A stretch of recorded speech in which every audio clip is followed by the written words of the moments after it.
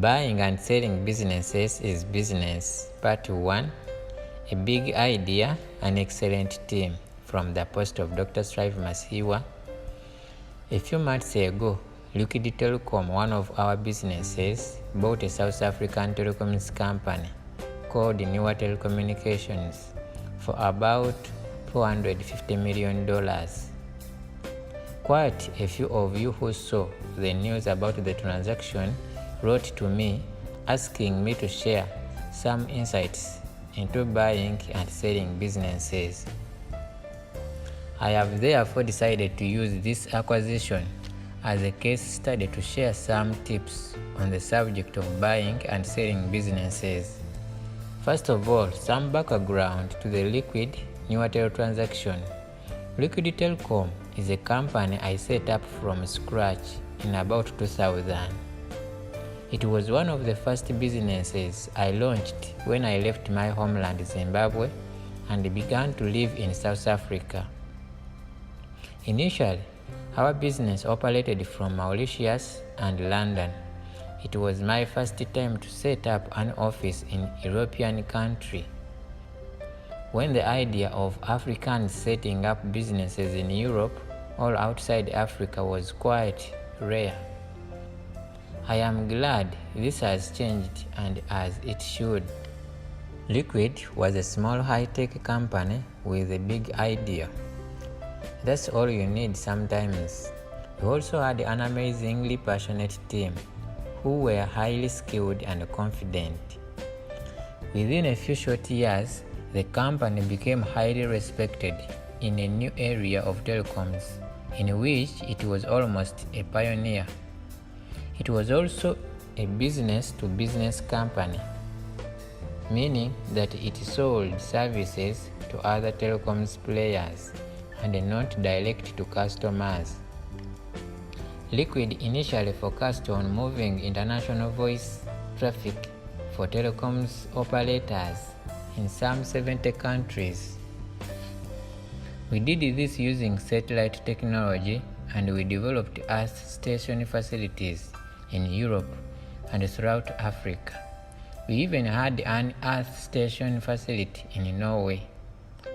Even when you are enjoying success in any business, you must always stay on the lookout for disruptive changes that could either threaten your business or create new opportunities. In this case of Liquid, the growth in telecoms voice traffic was slowing down, but we saw that movement of data traffic to support the internet was going to be explosive. Most importantly, we saw it long before most of our peers. We quickly moved our focus into developing fiber optic networks.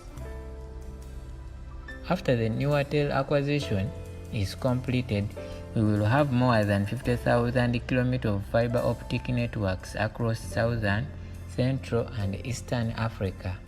This is the largest such network on the African continent. We were not the only ones to see this new landscape, but different players, new and old, saw things in different ways. Some companies built undersea cables, others became internet service providers, and so on.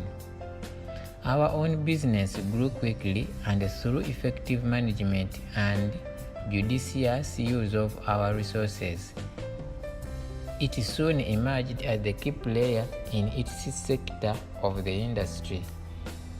Making the business bigger required a combination of setting up and building businesses from scratch, but we also made acquisitions in some markets.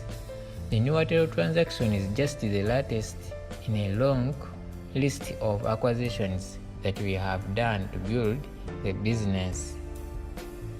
We have also bought businesses for Liquid in Kenya, Rwanda, South Africa, Tanzania, Uganda, Zambia, and Zimbabwe. Newatel was owned by Tata Communications, a subsidiary of the giant Indian global conglomerate Tata. In this series, I will share with you some of the principles and processes that we use in deciding when and why we buy businesses and how to buy a business. There is also the challenge of integrating and transforming a business that you buy. Sometimes we also sell businesses, and we do this quite often. Buying and selling businesses is also business.